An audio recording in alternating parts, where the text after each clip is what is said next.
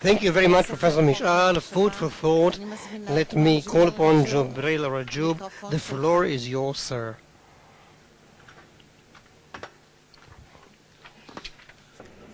First of all, good afternoon for everybody.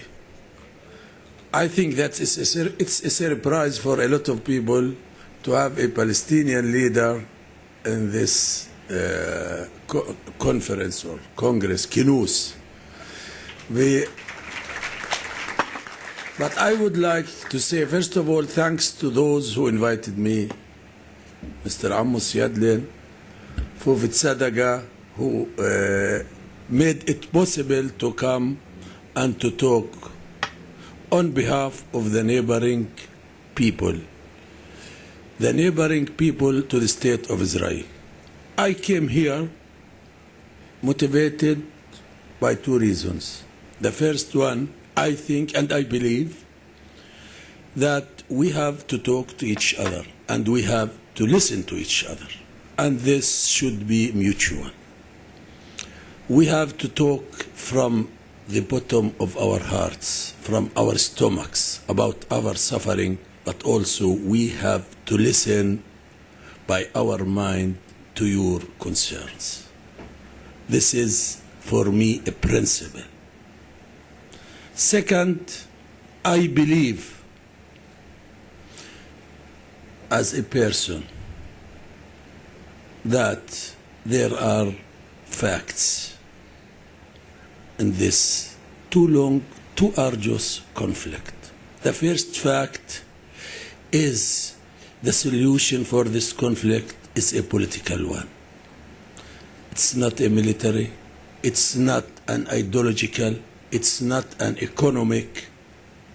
The only solution should be a political solution. And the only game on town is the two-state solution. A Palestinian state with East Jerusalem as its political capital, the state of Israel with West Jerusalem as its political capital. But Jerusalem should be open for the three religions worshippers, Muslims, Christians, and Jews. For me also, this is a principle. Second, I believe also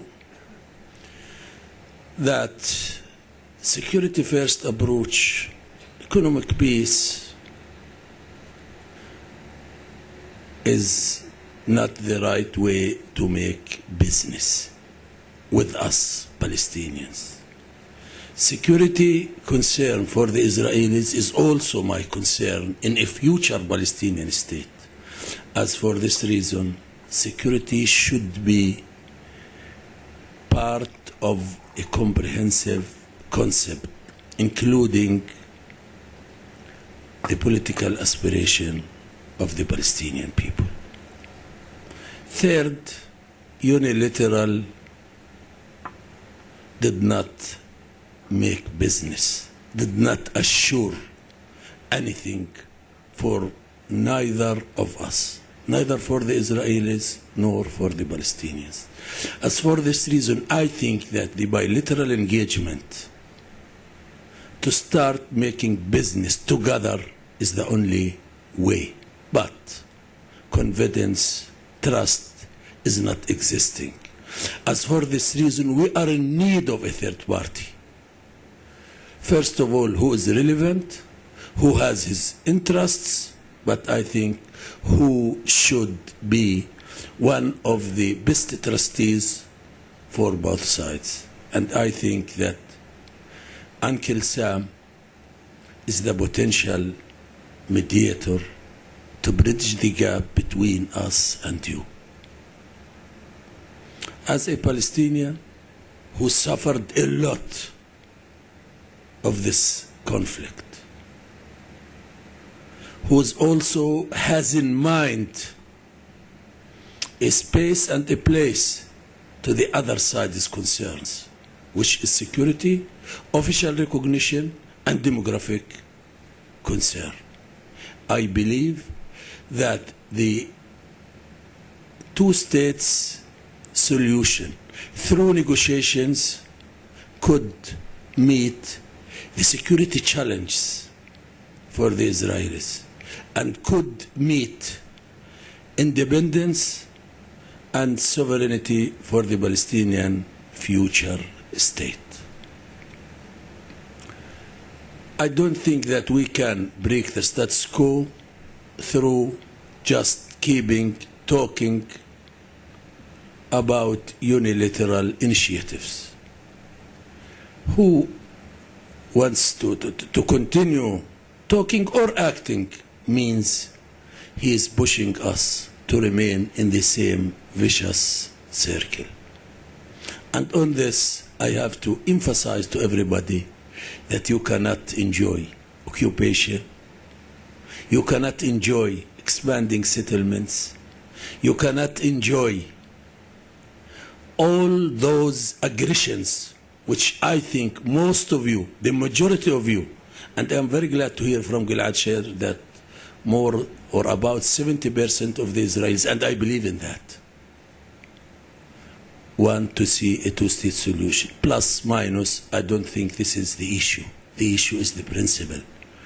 Because I don't think that you have the right to say the borders of the Israeli state is so or so, and I think we are, and we should be committed to the same.